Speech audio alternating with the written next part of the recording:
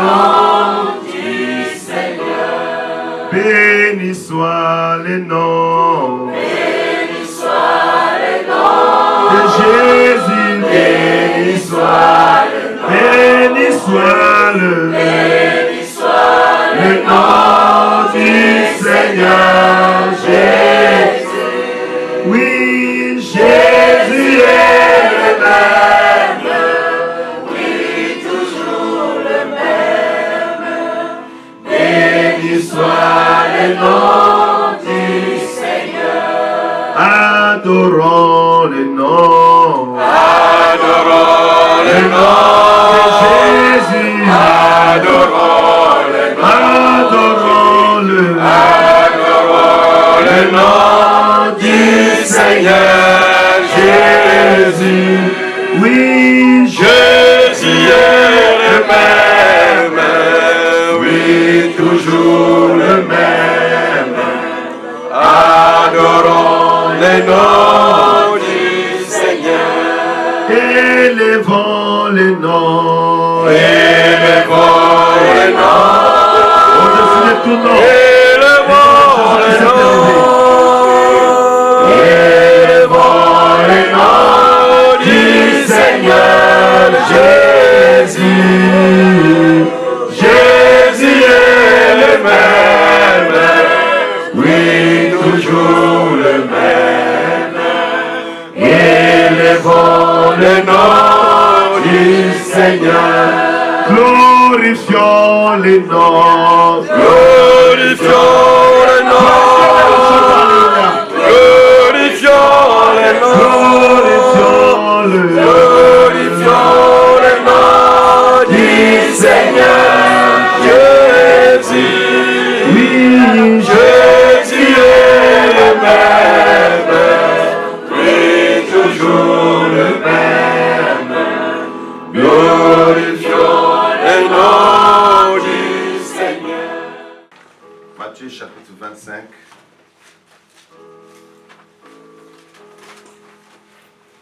Je croyais que cette salle était quand même climatisée. C'est dommage que ça ne soit pas.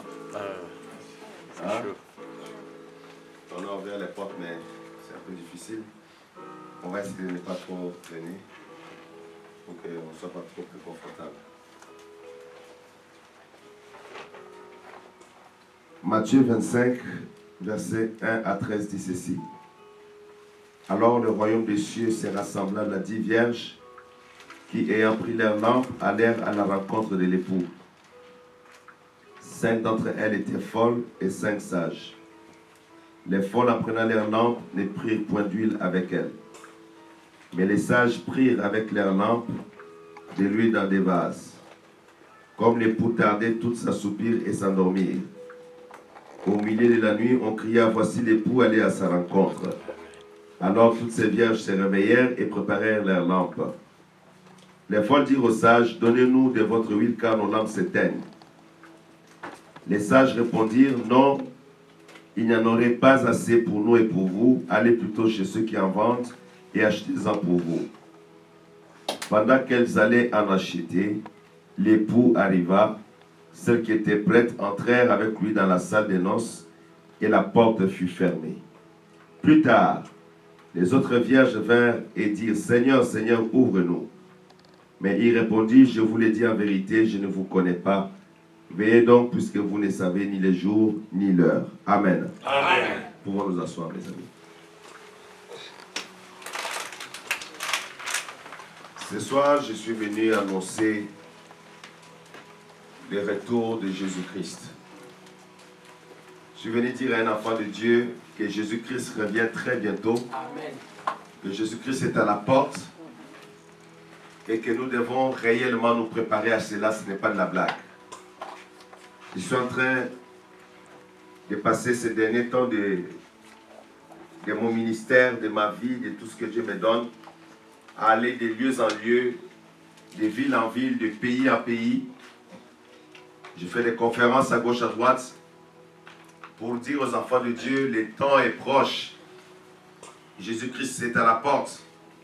Ce n'est plus le temps de jouer avec sa vie. Ce n'est plus le temps de faire le commerce avec le monde. c'est-à-dire de corrompre sa vie avec les choses du monde. C'est le temps réellement de se mettre à l'écart dans un esprit de repentance, de la sanctification. Amen. Pour se préparer réellement dans sa vie, dans sa conscience. Amen. Je dis partout où je passe que le temps du message de la prospérité dans les églises est terminé. Maintenant, c'est le temps de la croix de Jésus. Le temps où l'église doit se tourner vers la croix de Jésus parce que Jésus revient bientôt. Amen. C'est fini le temps de la corruption dans l'église. C'est fini dans l'église le temps des faux prophètes qui viennent donner de fausses prophéties aux enfants de Dieu. Des hommes qui rentrent dans les églises parmi les enfants de Dieu juste pour appeler, faire l'appel des fonds, demander l'argent, et prendre l'argent et sortir, et les enfants de Dieu restent vides sans avoir reçu quelque chose de la part de Dieu. Je suis en train d'annoncer partout que ce temps-là est terminé. Amen. Le temps de jouer avec l'église, de faire la comédie. L'église n'est pas un endroit où un homme de Dieu peut se tenir devant les gens pour faire rire les enfants de Dieu. Le temps des pasteurs comédiens dans les églises est terminé. Amen. C'est le temps où Jésus-Christ revient et l'église doit se réveiller et se tourner vers le Seigneur de gloire. Alléluia. Amen. Dites un bon amen, mes amis. Amen. Non, un amen convaincant. Amen. Alléluia. Amen. Le temps de toutes ces bêtises, de toutes ces choses dans l'église de Jésus-Christ est terminé. Parce que le Seigneur annonce sa venue. Le Seigneur annonce son retour très imminent. Et ce n'est pas de la blague. Je disais à mon protocole d'État ici, le protocole qui m'accompagne, physiquement je suis épuisé. Je suis tellement fatigué à cause du travail que nous faisons sans arrêt.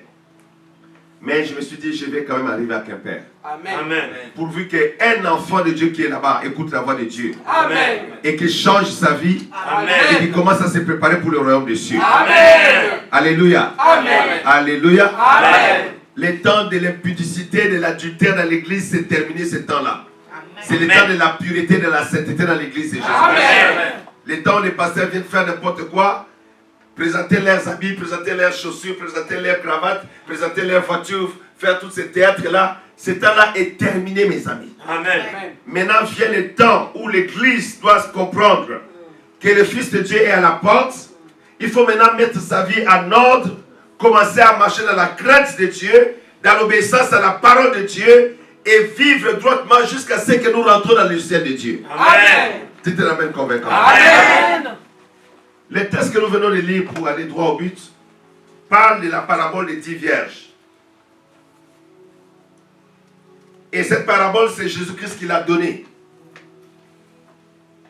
Et cette parabole parle de l'événement le plus important de l'agenda de Dieu. L'événement le plus crucial, le plus capital dans l'agenda de Dieu, c'est l'enlèvement de l'Église.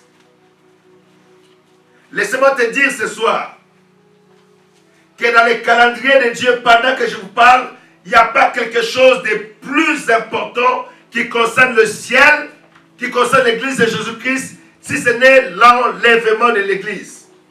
Les noces de l'agneau. Alléluia. Amen. Les noces de l'agneau. Les noces de l'agneau sont très proches. Le Fils de Dieu va apparaître bientôt et les saints de Dieu vont disparaître de la terre pour retourner dans la gloire éternelle de Dieu. Amen.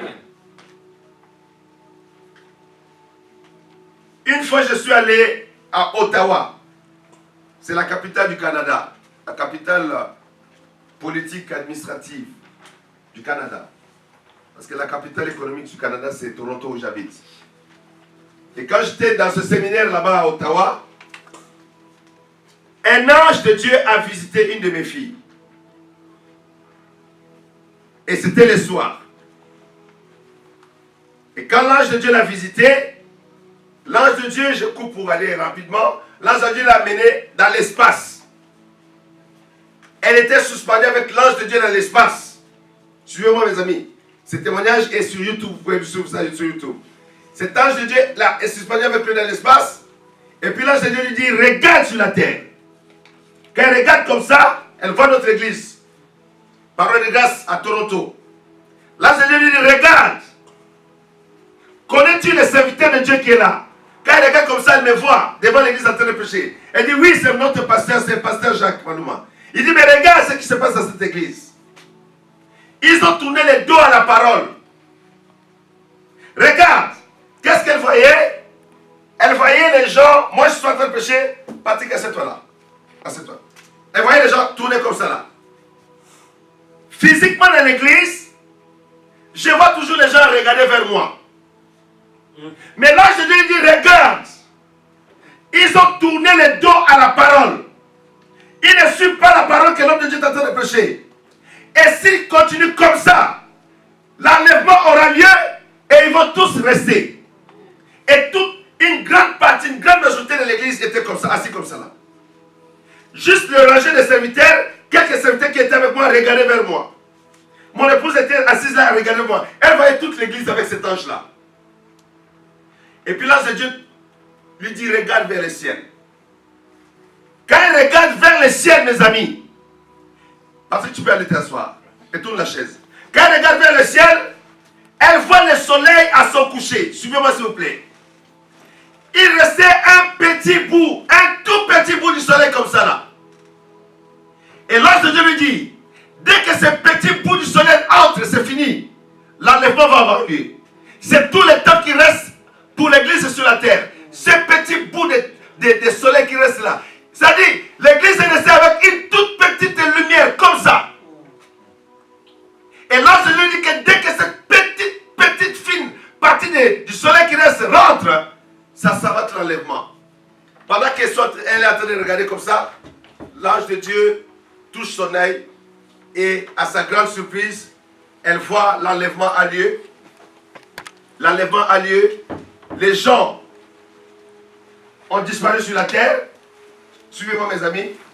Et elle voit tous les gens, toutes les personnes qui étaient assises dans l'église et qui avaient tourné le dos à la parole. Tous ces gens-là sont restés.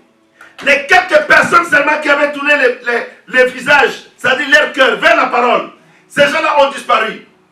Elle commence à paniquer. Elle commence à crier. Là, je lui dis, c'est pourquoi il faut la repentance. Dis à ces gens-là de se repentir et de tourner leur cœur vers la parole de Dieu. Amen. De tourner leur cœur à la parole. Dis-leur de se repentir. Et demande à l'ange de Dieu, moi aussi dois-je me repentir? L'ange de Dieu lui dit, toi aussi tu dois te repentir.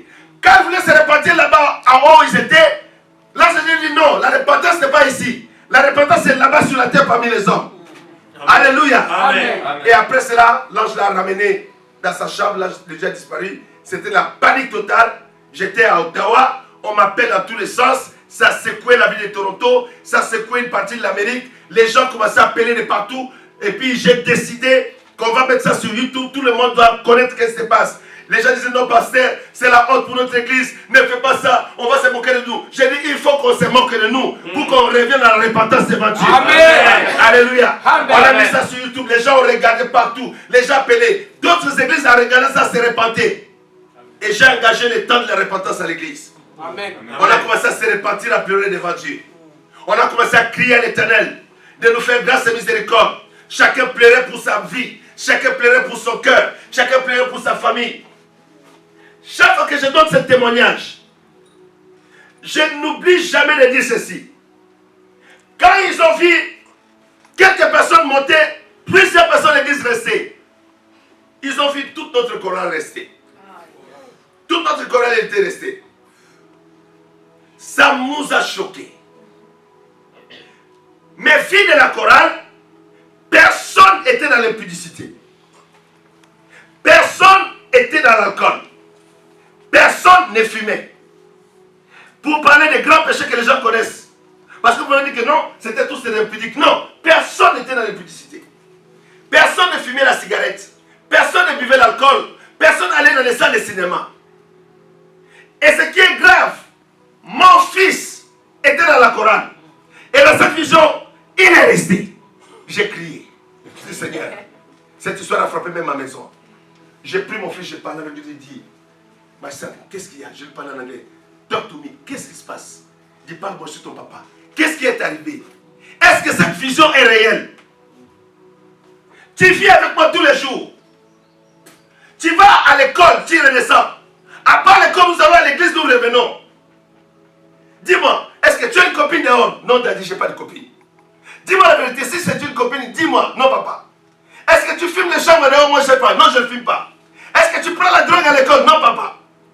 Dis, mais qu'est-ce qu'il y a? Comment dans la vision tu es resté? Est-ce que vous me suivez? Amen.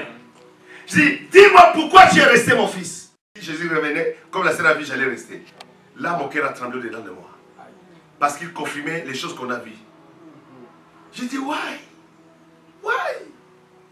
Why? Pourquoi, mon fils? Pourquoi? Il me dit, Daddy, c'est à l'école. Je dis, qu'est-ce qui se passe à cette école-là pour que tu rates l'enlèvement de l'église? Tu rates l'enlèvement des saints, le rendez-vous le plus important dans le royaume des cieux. Pourquoi tu peux rester dire Daddy à l'école, Daddy? Je dis, mais qu'est-ce qui se passe à l'école? Il dit, avec mes camarades. Quand ils viennent à l'école, ils amènent la musique. Les raps durs. Et quand ils mettent ces raps-là, nous écoutons ensemble. Et nous commençons à chanter ces raps ensemble.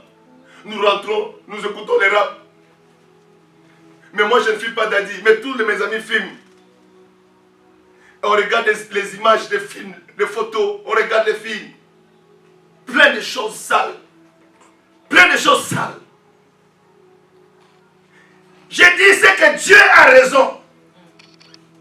Quand Dieu parle, Dieu a toujours raison. Amen. Dieu ne se trompe pas. Et je parle aux parents. Beaucoup d'enfants, leur vie est gâtée à partir des écoles ici. Là. La drogue, on les va à l'école. La cigarette, les enfants apprennent à fumer à l'école. La pornographie, les enfants apprennent à regarder ça à l'école. À la maison, c'est des saints. Moi, je croyais que j'avais un saint à la maison. Mais c'est quelqu'un qui, quand l'enlèvement venait, Dieu a montré qu'il restait. J'ai dit merci parce que c'est une vision, ce n'est pas la réalité encore. C'est que tu as le temps de se repentir. Amen. Amen. Dites alléluia. Amen. Et quand je parlais à mes filles en Corée, c'était la même chose.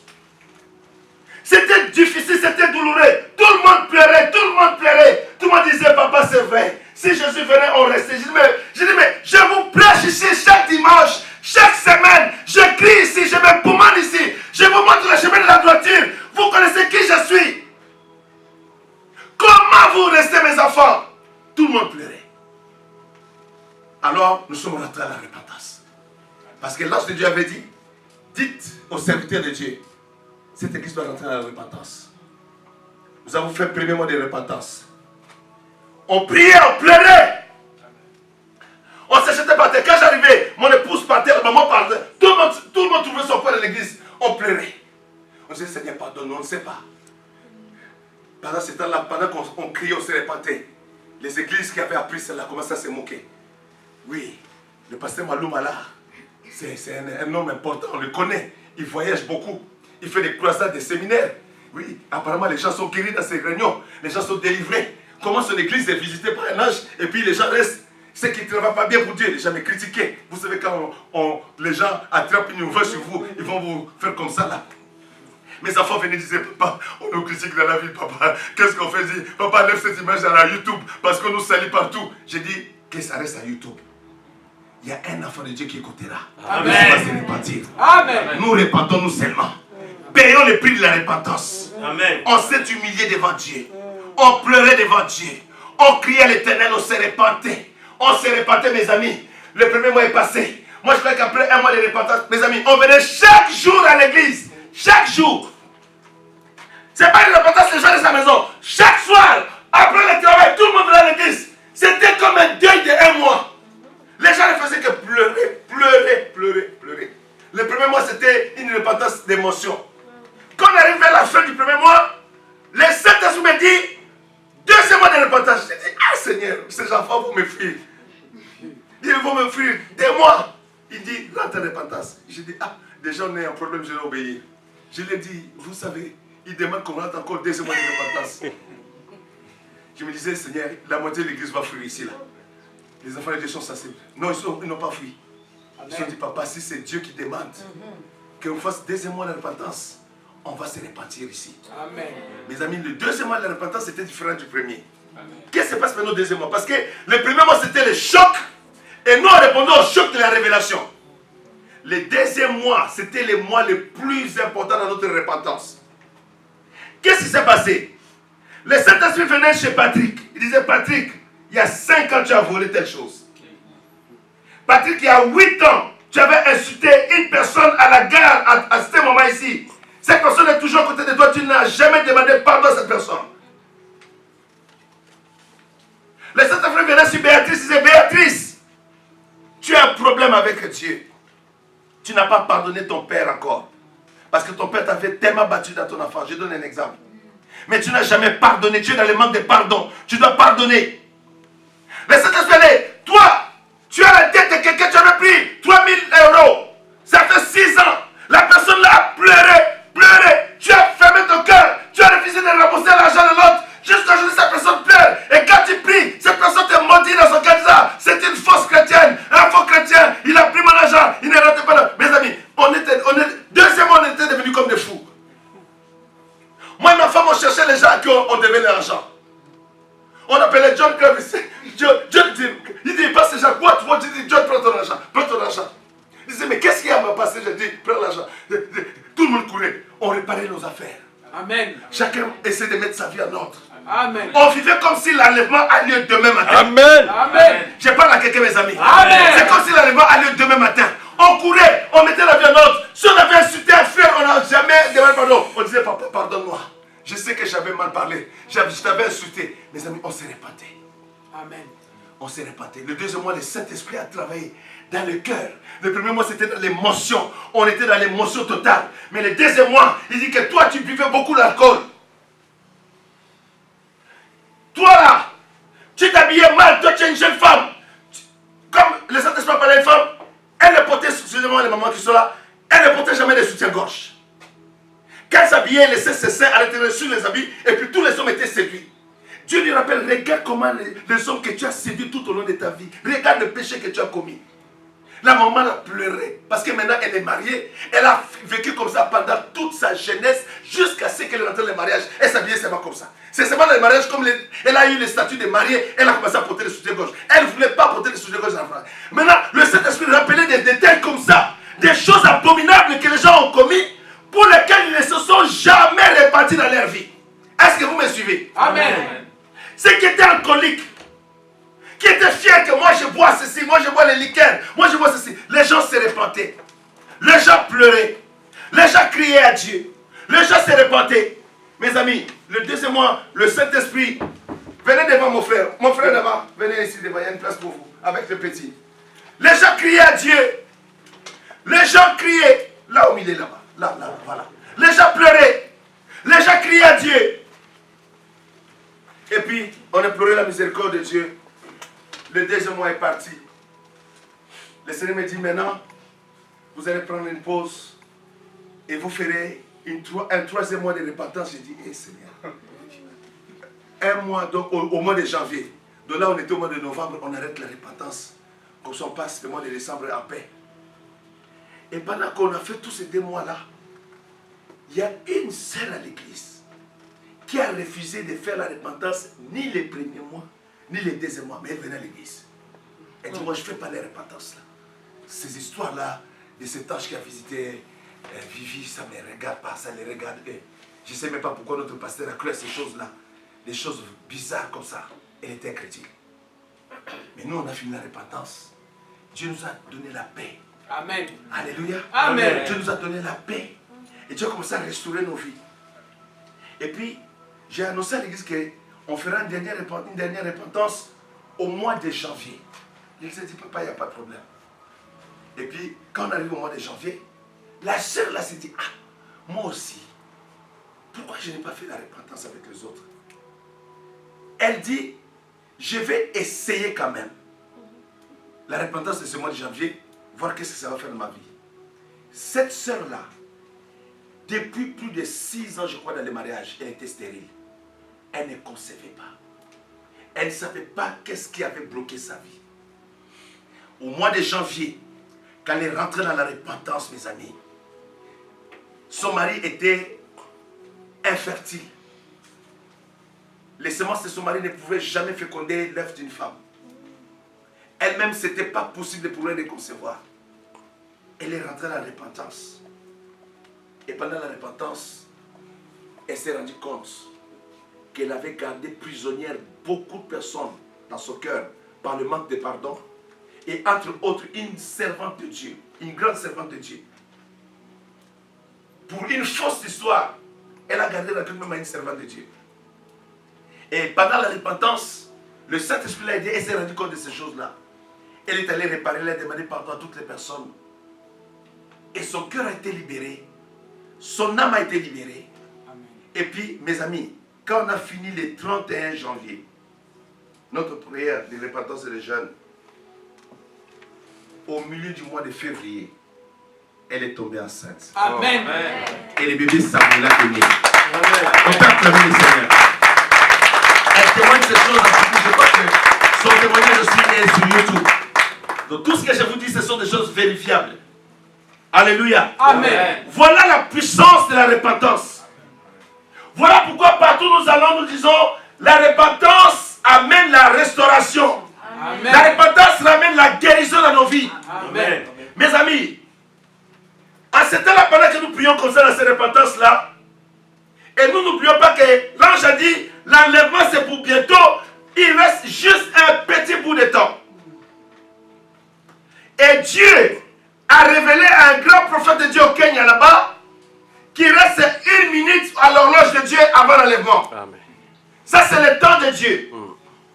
Dieu a encore révélé à un autre prophète à Mozambique, Sitole, sa prêche de Sitole. Dieu l'a révélé l'horloge, même horloge, qu'il n'y a plus de temps. Il restait un peu de temps comme ça avant l'enlèvement. Je suis venu ici à quelqu'un pour vous dire que le temps est fini. Ce n'est plus le temps de jouer avec sa vie. Dieu ne condamne jamais quelqu'un. Mais Dieu appelle tous les hommes à se repentir. Amen. Et à revenir à lui. Amen. Dieu m'a dit, va leur parler de ma part. Ne les condamne pas, mais appelle-les à la repentance. Amen. Dieu ne rejette pas les pécheurs. Dieu ne condamne pas les pécheurs. Mais Dieu pécheur, quel que soit le péché que tu as commis, répands-toi seulement. Je suis un Dieu miséricordieux. Amen. Je pardonnerai tes péchés. Amen. Je te tendrai la main et je t'accueillerai dans mon royaume. Qu'est-ce que tu as dit? Amen. Amen. Alléluia. Alléluia. Alléluia. Alléluia. Il n'y a plus de temps, mes amis. Après tous ces 3 mois de repentance, de jeûne, de pleurs devant Dieu,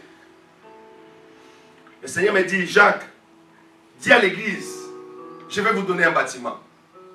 Amen. Je dis, un bâtiment ici à Toronto. Après la ville de New York et de Chicago, Toronto est la ville la plus chère en Amérique du Nord. Après New York et Chicago, c'est Toronto. Le mètre carré est très cher. Nos maisons, mon épouse me disait que notre maison a doublé de prix. En 4 ans, la maison a doublé de prix. Je n'ai pas de doublé. Un de mes pasteurs à Tonton m'appelle et dit, révérend, ici c'est le boom immobilier. Toutes les maisons ont multiplié. Ça coûte très cher. Mais quand Dieu parle, il va pourvoir à ses besoins. Amen. Amen. Mes amis, Dieu me dit, dis à l'église, je vais vous donner un bâtiment. Je parle à l'église, écoutez mes amis, le Saint-Esprit m'a dit il va nous donner un bâtiment, on doit s'organiser pour mettre l'argent ensemble.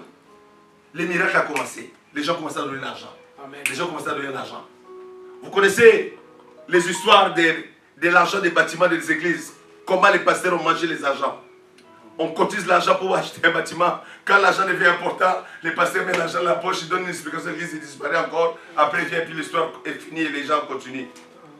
Donc, quand tu mets un projet comme ça à l'église, les gens ne sont pas très sûrs, mais mes enfants me connaissent. Ils disent non, notre papa, on le connaît, on lui fait confiance.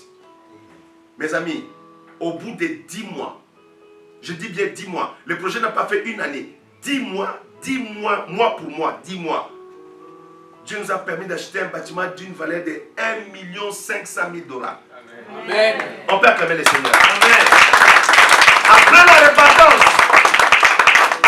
repentance, j'étais dans ma voiture, je venais dans la maison, j'allais à l'église, j'étais dans l'autoroute, en train de conduire. Le Saint-Esprit me dit, Jacques, je te mets à la télévision pour prêcher ce message. Je dis, Seigneur, à la télévision, on n'a même pas de caméra à l'église. Je n'ai jamais été à la télévision, je ne sais même pas comment on fait la télévision, Seigneur. Ici à Toronto, la télévision c'est très cher. Et Saint-Esprit a dit, c'est ce que j'ai dit qui va arriver. je continue jusqu'à l'église, j'ai fait les services, je rentre à la maison de mon épouse, mais c'est bizarre, pendant que je conduisais, j'étais seul dans la voiture, le Saint-Esprit m'a dit qu'il va me mettre à la télévision. Mes amis, une semaine, un journaliste m'appelle. Il dit, docteur Jacques, je dis oui, je suis tel, de telle émission, de telle chaîne de télévision ici à Toronto. Je dis, ah bon, comment vous allez? Est-ce que je peux vous aider? Je crois qu'il me cherchait pour un besoin spirituel parce que les gens m'appellent, parce qu'ils ont besoin de prières, ils ont besoin de guérison, il y a une situation dans la famille. Bon, quand tu es un pasteur, tu es comme l'homme du village, les gens ont besoin de toi, tu dois répondre à leurs besoins. Il dit, papa, je t'appelle parce que j'ai pensé à toi, je voulais te proposer quelque chose. Je dis, mais qu'est-ce qu'il y a? Il dit, tu connais cette émission qui passe chaque samedi? Je dis, oui. Il dit, papa, je vais te donner sur un mois, 2 samedis sur le mois.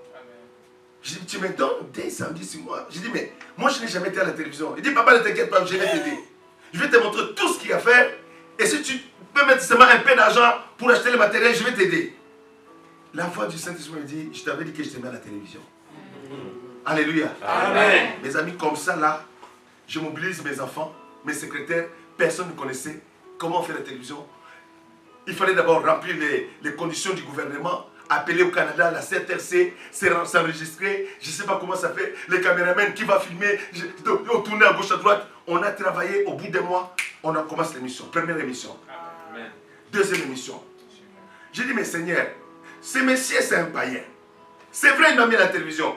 Il me donne un samedi sur 2. Maintenant, les gens commencent à s'intéresser à mon émission, au message que je prêche. Mais quand il vient l'autre samedi, je ne suis pas là. Quand il vient l'autre samedi, je suis là. L'autre samedi, je ne suis pas là parce que c'est son émission à lui. Alors les gens sont dans la confusion maintenant. Je dis, Seigneur, qu'est-ce qu'il faut dire? Qu'est-ce qu'il faut faire? Et ça me dit, je t'avais dit que moi, je te mets à la télévision. En fait, Dieu avait utilisé ce monsieur-là pour m'apprendre comment entrer dans la télévision. Après, Dieu me sort de là. Dieu me met dans une grande chaîne de télévision où passent les grands pasteurs américains.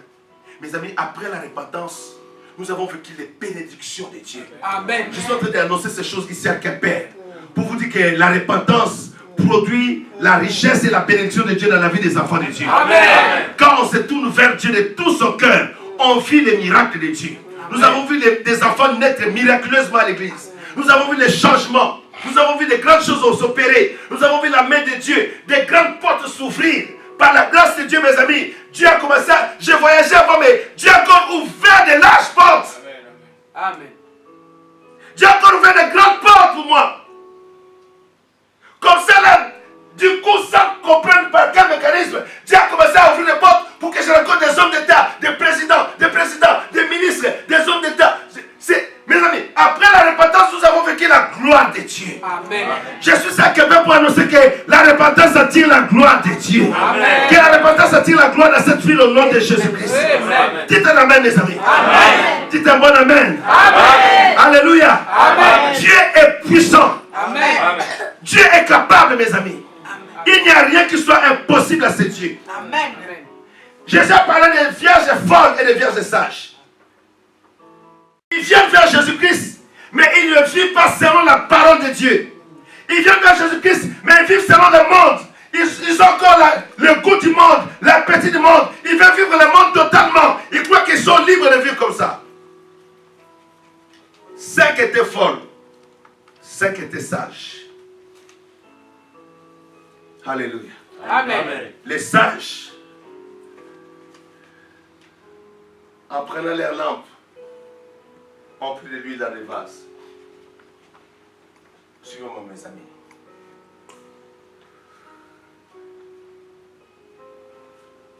La lampe, ici, c'est l'esprit de l'homme. Le proverbe dit, le souffle de l'homme est une lampe de l'éternel. Le mot souffle, c'est le mot esprit.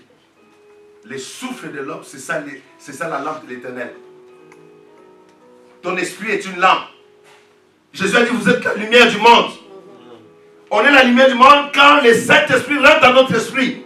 Amen. Et les vases dont il est question, c'est notre corps. Nos corps sont des vases de terre où le Saint-Esprit habite. La Bible dit que votre corps est le temple du Saint-Esprit. C'est le temple de Dieu. Le corps de l'homme, c'est le temple de Dieu. C'est le temple du Saint-Esprit. Amen. C'est pourquoi quand je prie pour les malades, je chasse les esprits de maladie. Je dis, ce corps n'appartient pas à la maladie. Ce corps appartient à Jésus-Christ. Et ce corps est le temple du Saint-Esprit. Amen. Donne-moi un amen convaincant. Amen. Alléluia. Amen. Donc, les vierges sages et folles ont pris leur lampe. C'est-à-dire, c'est une parabole. Une parabole, c'est un langage imagé. C'est une image. Mais en réalité, la lampe qu'ils ont pris, c'est leur propre esprit, c'est leur propre âme. Et le vase dans lequel on a mis de l'huile, c'est le corps qui porte l'esprit. L'huile, c'est le symbole du Saint-Esprit. Amen. Alléluia. Amen. Les vierges folles n'ont pas pris des lampes. Ils ont pris, des lampes, mais n'ont pas pris de l'huile dans des vases. Et la Bible dit, au milieu de la nuit, une voix cria, voici l'époux, allez à sa rencontre. Bien-aimés dans le Seigneur, ici en France, vous qui êtes français tous ici là, vous qui habitez ce beau pays de la France, nous sommes déjà au milieu de la nuit spirituelle. Dans le calendrier de Dieu, le temps est déjà avancé. Il reste très peu de temps pour l'église sur la terre. J'annonce dans les séminaires que je fais partout à gauche à droite que le temps de la grâce qui a été instauré par la mort de Jésus-Christ et sa résurrection, le temps de la grâce tend à sa fin. Quand l'église va être enlevée, le temps de la grâce s'arrête et la dispensation du Saint-Esprit s'arrête. Veillez sur vos âmes, mes amis. Je ne suis pas venu ici à Québec pour demander l'argent de qui que ce soit. Je suis venu à Québec pour annoncer que Jésus revient, de se repentir, de se préparer dans la sanctification et la repentance, parce que la voix cria, voici l'époux, allez à sa rencontre. Amen. Amen. Alléluia. Amen. Mes amis, Jésus est à la porte, qu'on ne vous trompe pas ici là. Si un prédicateur passe ici pour vous manipuler encore avec l'argent, dis non. Ce temps-là de tricher avec l'église, c'est fini. Le temps là de tricher avec l'église est terminé. Le temps de faire des appels de fonds dans les églises, de prendre l'argent des gens, de donner des fausses professions aux gens, dans le but de soutirer. Oh, il y a une de mes filles qui m'appelle, il a dit, je suis allé chez ma tante, on parlait chez ma tante, et puis il y avait un homme qui était à côté, il dit qu'il est prophète, il a commencé à prophétiser sur moi, et à la fin il a demandé l'argent. J'ai dit, mais ils sont comme ça les prophètes d'aujourd'hui. Ils prophétisent parce qu'il sait qu'après il doit demander, est-ce que tu n'as pas 100 € pour que je paye l'essence? Je dis, quelle médiocrité, quelle souffrance pour les prophètes. Un prophète qui s'abaisse pour 100 €. Un prophète qui s'abaisse pour 1000 €. C'est-à-dire que le sacerdoce de Dieu a perdu même de son élégance, de sa fierté, a perdu même de sa dignité, de son respect, à cause de ses manipulations, à cause des mensonges dans les prophéties dans les églises. C'est vrai que Dieu parle prophétiquement. Mais les esprits qui parlent prophétiquement dans ce temps, mes amis, ce sont des esprits de pitons. Ce sont des esprits démoniaques. Il peut te dire que non, tu es né le 20 mars 2016, tu es né à tel endroit, à tel endroit. Il peut dire ces choses, mais l'esprit qui est derrière, c'est l'esprit de Python. Je parle à la foi de Dieu. Amen. Ne suivez pas cette voie, c'est dangereux dans ce temps de la fin. Suivez la parole de Dieu. Amen. Confiez-vous à la parole. C'est vrai, Dieu a des vrais serviteurs sur la terre. Confiez-vous à ces serviteurs-là, Dieu vous bénira. Alléluia. Amen. Faites attention. J'ai remarqué que si en Europe, surtout à Paris, tout le monde a son prophète à Kinshasa, au Cameroun, à Abidjan, tout le monde a son prophète là-bas. Tout le monde a son prophète là-bas à Douala. Même au Tchad, chacun a son prophète au Tchad. À qui il envoie son offrande, c'est-à-dire de temps en autre, à Lomé. Tout le monde a son prophète à Lomé. De Paris, prophète, j'ai tel problème. Est-ce que tu peux prier pour moi? Il prie, parce qu'il sait que tu es là en Europe. Si tu lui envoies 100 francs, 100 €, en France, ça fait comment? Ça fait bien. Il te donne une fausse prophétie à la fin. Et tu crois que tu es piégé dans cette prophétie-là. Ce temps est terminé. Dieu a dit dans les jours de la fin, je répandrai mon esprit sur toute chair. Amen. Les jeunes gens et les jeunes filles prophétiseront. Amen. Ils auront des visions, des songes. Quelqu'un dit Amen. Amen. Dieu veut parler directement à ses enfants. Dieu veut se révéler directement à ses enfants. Amen. Parce que Dieu est capable de te parler. Amen. Quand un prophète me parle, il ne peut que confirmer ce que le Saint-Esprit a déjà parlé. Amen. Amen. Alléluia. Amen. Alléluia. Amen. Il ne peut pas m'embrouiller, me mettre dans des circuits bizarres que je ne me retrouve pas jamais. Parce que je suis un enfant de Dieu. Je sais me mettre à genoux et parler à mon Créateur. Et mon papa qui est dans le ciel, il me parlera aussi. Amen. C'est un bon amen, mes amis. Amen. Amen. Faites attention à ces choses. Au milieu de la nuit, la voix cria, voici l'époux allait à sa rencontre. Quand la voix a parlé, les 10 vierges se réveillèrent. Vous savez, l'église est en train de dormir. Hein? L'église est dans l'assoupissement spirituel. Et si vous regardez bien dans l'église, tous les grands leaders que nous avions, soit ils sont morts, soit ceux qui sont vivants, ils se sont retirés du champ. Renard Bonk est retiré. J'ai appris même qu'il était malade. Oui. Très malade. Oral Robert est mort. Telos Paul est mort. Benny Hinn ne fonctionne plus vraiment. Christian Kilomé, dans tous les grands, dans tous ceux qui faisaient des grandes réunions de masse avec des puissances de guérison miracle, il n'y en a plus sur le terrain. Remarquez, regardez, il n'y en a plus. Il n'y en a plus. Maurice Lelo, il est vieux, il s'est retiré. Billy Graham s'est retiré. Ils sont là, ils ne sont pas encore morts, mais ils sont là, assis, ils ne font rien. Les autres sont morts. En Afrique, partout, ils sont plus. Idaos est mort. Adinabal est mort. Tous les autres sont morts. Il n'y a rien. La génération, même en Côte d'Ivoire, il y avait Séverin Kakou. Kakou est mort.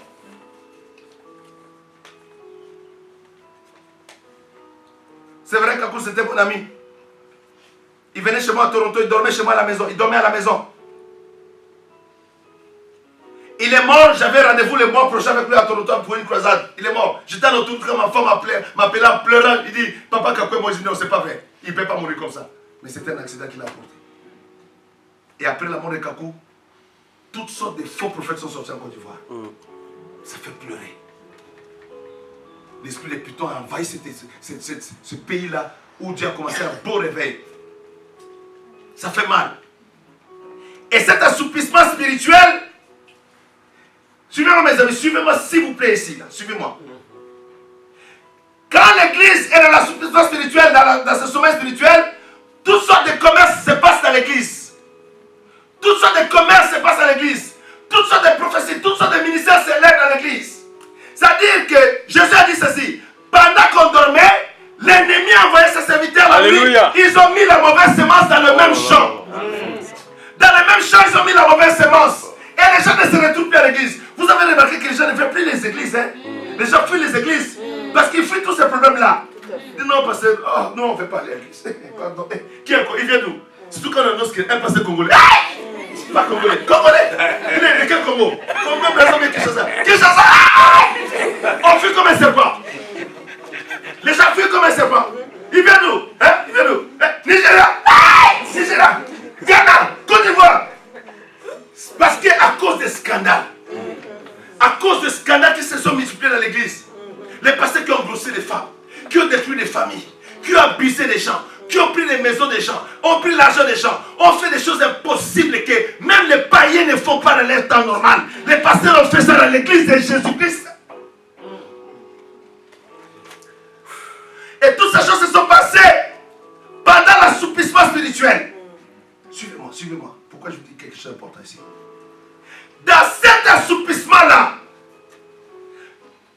une voix viendra du ciel. Et cette voix criera, voici l'époux, allez à sa rencontre. C'est ce message-là qui va réveiller l'église de Jésus-Christ et qui va ramener le peuple debout. Alléluia. Alléluia. C'est cette voix-là qui dira, voici l'époux, allez à sa rencontre. Finalement, oh my God, finalement, la voix n'a pas parlé de la terre, mais la voix parlait à partir du ciel. Finalement, c'est avec ce message que les 10 vierges se réveillèrent. J'annonce qu'il y aura un réveil de l'église de Jésus-Christ. Que finalement l'église de Jésus-Christ sera debout. Amen. Malgré tout ce qui se passe, je dis à l'enfant de Dieu, ne perdons pas l'espoir. Le Seigneur Jésus-Christ ramènera son église debout devant lui. Amen. Amen. Et quand cette femme parle, c'est le seul vrai message qui va ramener l'église dans l'ordre devant Dieu. Amen. Parce que c'est à ce moment-là que tous les divers serviteurs, ils cherchent maintenant l'huile. C'est-à-dire qu'ils cherchent le Saint-Esprit. C'est à ce moment-là, elle est folle. Et les vierges sages qui dormaient se réveillèrent. Maintenant, tout le monde cherche de l'huile dans les vases. Tu cherches maintenant à mettre sa vie en ordre. Tu ne peux pas avoir le Saint-Esprit si ta vie est dans la saleté. Tu peux avoir le Saint-Esprit que quand ta vie est dans l'ordre. Alléluia. C'était un grand alléluia. Et c'est à ce moment-là, mes amis, que quand ce message va retentir, vous allez voir le réveil, le vrai réveil va commencer. Parce que ça sera le réveil du Saint-Esprit. Les malades vont être guéris. Les paralytiques vont marcher encore. Les aveugles vont voir encore. Les sourds vont entendre encore. Les stérile vont encore raconter. Quelque chose va se passer. Parce que l'Église va se tourner vers le Saint-Esprit. Il va chercher l'onction, l'huile dans les vases. L'huile dans les vases. Ça veut dire quoi, suivez-moi? Quand le message viendra du ciel, vers l'église des 10 vierges, pour dire, voici l'époux. Allez à sa rencontre, c'est-à-dire, réconciliez-vous avec lui. Allez à sa rencontre, ça veut dire, tournez-vous maintenant vers lui. Préparez-vous maintenant à le rencontrer. Allez à sa rencontre en disant, maintenant préparez vos cœurs. Abandonnez tout ce que vous avez vécu. Préparez-vous pour rentrer dans la gloire éternelle de Dieu. Amen. Et ce message va faire prendre conscience à l'église qu'il faut avoir le Saint-Esprit. Parce que quelqu'un qui n'a pas le Saint-Esprit, il ne rentrera pas dans la gloire de Dieu. La Bible dit que sans l'Esprit de Christ, vous ne lui appartenez pas. Mes amis, la folie de ce monde va s'arrêter le jour de l'enlèvement.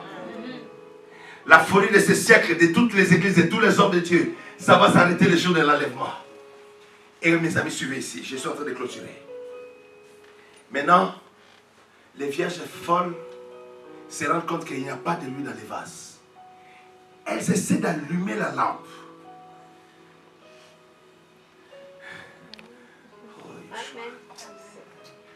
Parce que la voix qui apparaît ici, elle a dit, allez à la rencontre du Seigneur.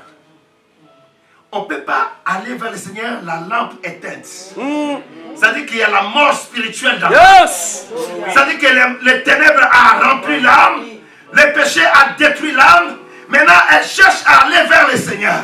Mais elle ne peut pas sans l'aide du Saint-Esprit. C'est pourquoi l'enseignement du Saint-Esprit devient important pour le réveil de l'Église. Quelqu'un dit alléluia. Et c'est à ce moment-là qu'il y aura la difficulté. Maintenant, les femmes dites aux vierges, s'il vous plaît, donnez-nous un peu de votre huile, parce qu'on voit que vous êtes réveillés. Quand tu pries, tu parles la langue, tu prophétises, l'onction de Dieu sur toi. Donne-moi un peu de ton onction. Les vierges et sœurs disent non. Il n'y en aurait pas assez. Il n'y en aura pas assez pour nous et pour vous. Mes amis, ça sera un moment difficile. Ça ne sera pas par ta volonté. Ça ne sera pas par ta volonté que je vais maintenant, je suis prêt, maintenant je rentre. Ça demandera la communion du Saint-Esprit. Amen. Les sages disent aux folles, allez en acheter chez ceux qui en vendent. Et quand les vierges folles entendent cela, elles sortent aussi de la maison. Elles vont aller acheter chez ceux qui vendent l'onction. C'est ce que nous voyons à la télévision. Dieu TV, God TV, Grace TV, toutes les télévisions chrétiennes, il y a toujours une carte de crédit en bas. On vend de l'huile, on vend de l'eau, on vend des mouchoirs, on vend des savons d'olive, on vend toutes ces choses. Et comme je disais l'autre fois, quand tu vas en Israël, tu vas te choquer que l'huile d'onction d'Israël dont on vend à la télévision là, ce sont les Arabes qui les fabriquent. C'est même pas les Juifs qui les fabriquent. C'est des musulmans qui fabriquent cette huile là. Les savons d'huile d'olive en Israël, ce n'est pas les Juifs qui fabriquent ça. Ce sont les Arabes derrière la ville de Béthanie là-bas, derrière le mont des Oliviers. Tu vas voir tous les encens là, ils sont là en train de fabriquer ça. Et puis ils vendent ça. Quand vous voyez ces choses, que l'église, les pasteurs, les serviteurs sont en train de vendre les choses à l'église, sachez que c'est le moment où le Messie va apparaître à l'église. Sachez qu'il n'y a plus le temps que vous voyez ces choses. Le Messie est à la porte. C'est une indication de faire attention à son âme. Je parle à l'effort de Dieu aujourd'hui.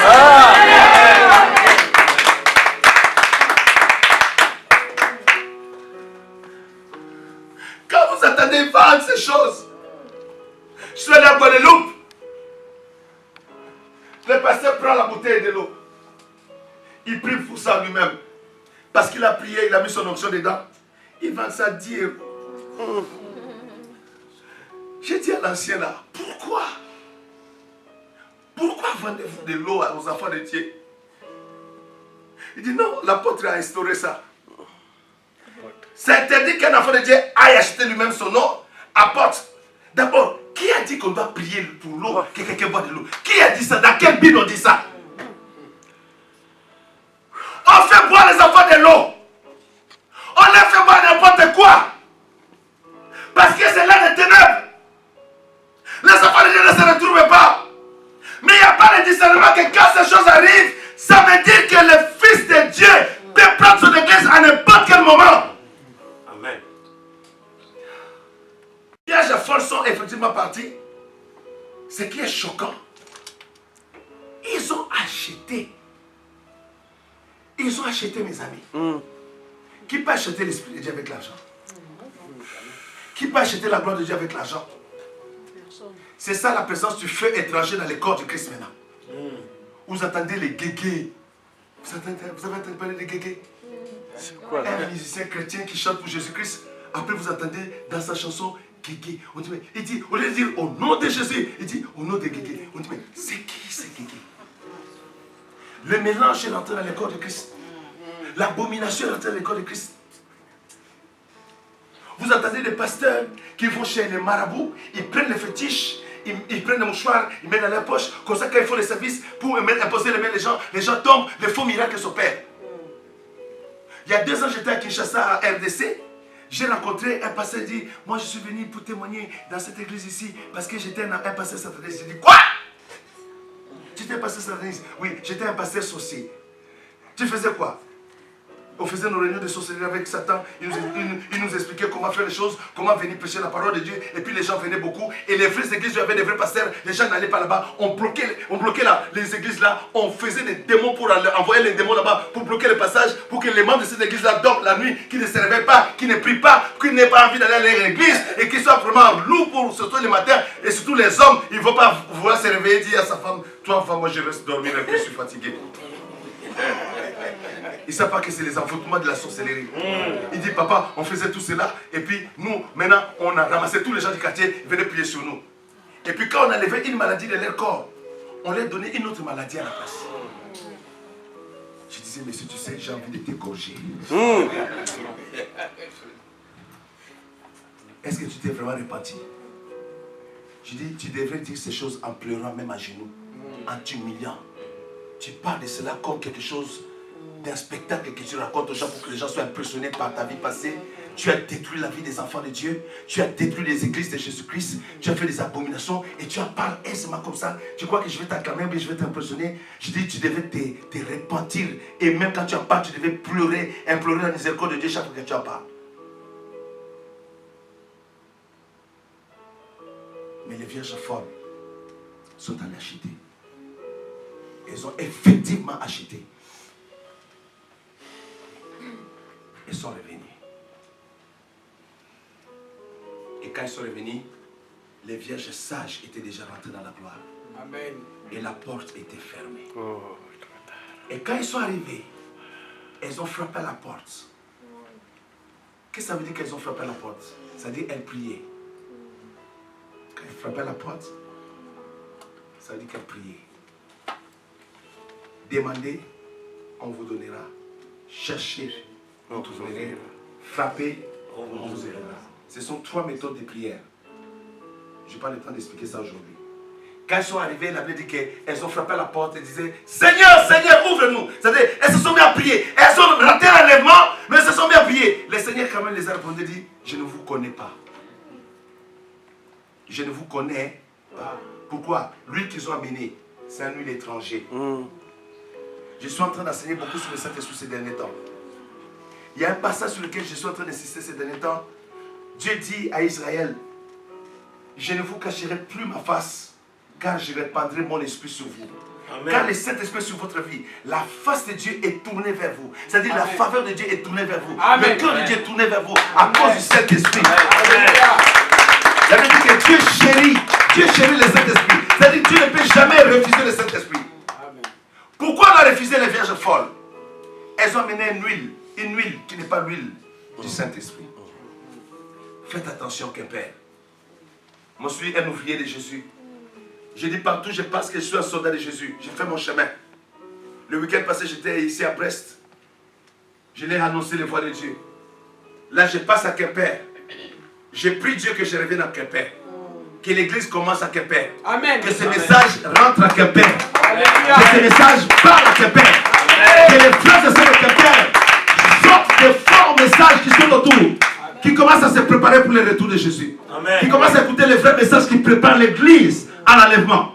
Même les enfants qui sont venus de Brest, si vous écoutez ces choses, c'est pour vous préparer au retour de Jésus-Christ. Amen. Alléluia. Amen. Alléluia. Amen. Alléluia. Amen. Quand nous faisons nos missions comme ça, nous payons notre transport, nous payons nos hôtels, nous payons tout. Nous demandons l'argent de personne. Parce que le temps est compliqué. Moi, j'ai une mission très claire. Je passe mon chemin, j'annonce le retour de Jésus-Christ et je pars. Je bénis les enfants de Dieu et ils sont réellement bénis. Le Dieu que je sais de tout mon cœur les bénira. Amen. Alléluia. Et je prie Dieu de bénir cette fille de Quimper. Nous avons beaucoup prié pour Quimper pour que le réveil vienne à Quimper. Que le cœur des enfants de Dieu à Quimper se tourne vers Jésus. Que le peuple de Quimper soit touché par le Saint-Esprit. Que la puissance et la gloire de Jésus se manifestent ici à Quimper. Amen. Comme à Brest. Comme ça a commencé à Brest avec une grande gloire. Amen. Fais attention. Je t'avais dit, ma fille, tu es bénie, tu sais ça, non? Amen. Hein? Oh mon Dieu, cette fille, Dieu l'a bénie. Le week-end passé à Quimper, à Brest. Surtout elle. Oh, le témoignage est puissant. Hein? Tu ne mets plus la chose là au cou. Hein? Merci Seigneur Jésus-Christ. Dieu l'a guéri instantanément comme ça là. Hein? Maman, tu étais là, non, maman Francine? Tu as vu ça, non? Oui. Tu as assisté à ça? Oui, j'étais là. Tu étais là? Oui. C'est magnifique ce que le Saint-Esprit fait. Je dois prier pour votre fils. Hein? Jean-Paul, il s'appelle, non? Jean-Paul, c'est ça. Il m'a appelé hier, mais j'étais très très pris. Quand il m'a appelé, j'étais à l'autoroute. Et quand je suis arrivé à l'église, tout le monde m'attendait. Donc, je n'ai même pas eu l'occasion de retourner vers lui. Je suis rentré dans ce programme jusqu'à arriver chez moi à 23h30. Je vais prier pour lui pour que Dieu relève sa vie. Amen. Je t'avais dit que son problème, c'est l'étoile qui était... On est en train d'étouffer son étoile pour qu'il ne brille pas. Mais le Saint-Esprit va restaurer sa vie. Amen. Alléluia. Les paroles que j'ai dites ici, de la part du Seigneur, veillez sur vous. Il n'y a plus le temps. Il n'y a plus le temps, mes amis, pour l'église sur la terre. Le Seigneur Jésus-Christ peut prendre son église à n'importe quel moment.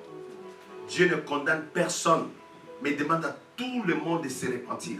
Amen. De se détourner du péché et de la vie du mal et d'appliquer le sang de Jésus-Christ dans leur vie. Amen. Pour que la grâce du salut leur soit donnée, pour que quand ce moment va arriver, que tous ceux qui sont préparés rentrent dans la gloire éternelle de Dieu. Amen. On va se lever, on va prier. On acclame la parole du Seigneur.